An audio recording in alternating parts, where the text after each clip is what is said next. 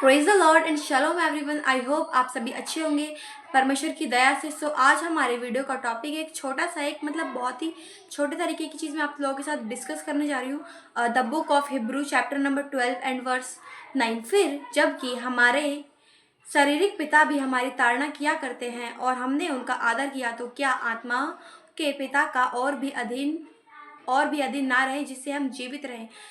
आज हमें जो हमारे फिजिकल फादर है, मतलब कि जो इस संसार के हमारे फिजिकल फादर हैं, बाइबल में क्या बताती है कि जब हमारे शारीरिक पिता हमारी ताड़ना करते हैं, जब हम गलत होते हैं तो वो हमें डांटते हैं हर एक चीज़ में, मतलब कि हमें समझाते हैं। तो जब हम उनकी बातों का बुरा नहीं मानते, तो जो हमारे आत्मिक पिता हैं, जो हमें किंगडम ऑफ गॉड के बारे में बताते हैं, तो क्या आज हमें उनकी बातों का बुरा मानना चाहिए?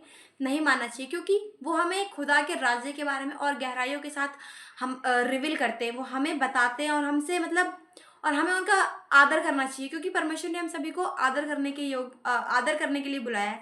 तो आज हमें, जैसे ही हम अपने फिजिकल पिता का आदर करते हैं, वैसे ही आज हमें अपने आत्मिक पिता का आदर करना चाहिए, क्योंकि उनकी जो ग्रेस है, अगर हम उनकी ग्रेस के अकॉर्डिंग चलते हैं, तो उनकी जो ग्रेस है वो हमारे ऊपर होकर परमेश्वर में और प्रभावित होती है। तो मतलब कि आज हमें उनकी ग्रेस को समझना है, क्योंकि हम उन्हें तुच्छ नहीं जान सकते, क्योंकि वो हमारे आत्मिक पिता है और हमें हर एक चीज़ में गाइड करते हैं। तो आज हमें उनके लिए हमें हमेशा रेडी रहना चाहिए, उनके हर एक काम में तैयार रहना चाहिए, और हमें उनकी बातों का कभी बुरा नहीं मानना चाहिए, क्योंकि वो हमारे स्पिरिचुअल फादर है। और जब हमारे ऊपर स्पिरिचुअल फादर की ग्रेस होती है तो वो बहुत ज़्यादा मैटर करती है। आज हमें जैसे हम अपने फिजिकल पिता की बातों का बुरा नहीं मानते, वैसे आज हमें अपने आत्मिक पिता की बातों का भी बुरा नहीं मानना है। तभी परमेश्वर हमें और बढ़ाएगा, क्योंकि परमेश्वर देखता है कि यस, इसने मेरे सेवक का आदर किया तो मैं इसको बढ़ाऊंगा।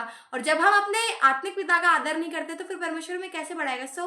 ग्रेस इंपॉर्टेंट है, और हमारे स्पिरिचुअल फादर की ग्रेस हमारी लाइफ में बहुत इंपॉर्टेंट है, क्योंकि वो हमें किंगडम ऑफ गॉड की ABCD से लेके बहुत ऊंचाई हाइट्स तक लेकर जाते हैं।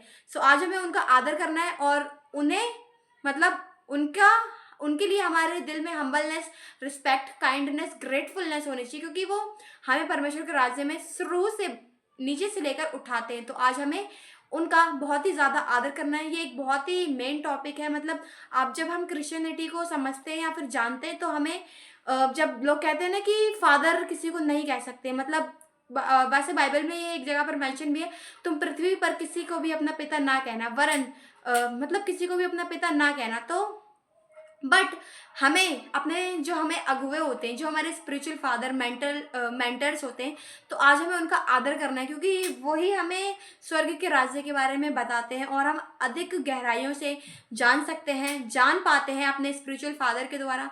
आज हमें अपने स्पिरिचुअल फादर का पूरी तरीके से आदर और सम्मान करना चाहिए। आई होप आप सभी समझ गए हैं, और ये हमारे लिए एक बहुत ही हम्बलनेस, और ये हमारे लिए एक बहुत ही ग्रेटफुल बात है कि हमारे जीवन में हमारे ऊपर हमारे स्पिरिचुअल फादर का हाथ है। आज हमें अपने स्पिरिचुअल फादर की सारी मतलब उनकी आज्ञाओं को मानना है, उनकी किसी भी बात का बुरा नहीं मानना है। अगर वो हमें डांटते हैं तो हमारे अच्छे के लिए डांटते हैं, और अगर हमें वो नहीं डांटते तो भी हम उनके जैसे करीब रहते हैं। जब वो हमें डांटते हैं तो हमें उनके और भी करीब रहना चाहिए, क्योंकि जब हम सहते सहते बड़े होते हैं, तो परमेश्वर हमारे ऊपर फेवर को रिलीज करता है, और फ्लोरेंस एंड ग्लोरियस मतलब महिमा को हमारे ऊपर प्रकट करता है। तो आज हमें अपने स्पिरिचुअल फादर की किसी भी बात का बुरा नहीं मानना है, क्योंकि हमारे स्पिरिचुअल फादर हमें नीचे से लेके हाइट्स तक लेकर जाते हैं। आई होप आप सभी समझ गए होंगे। God bless you all. Shalom.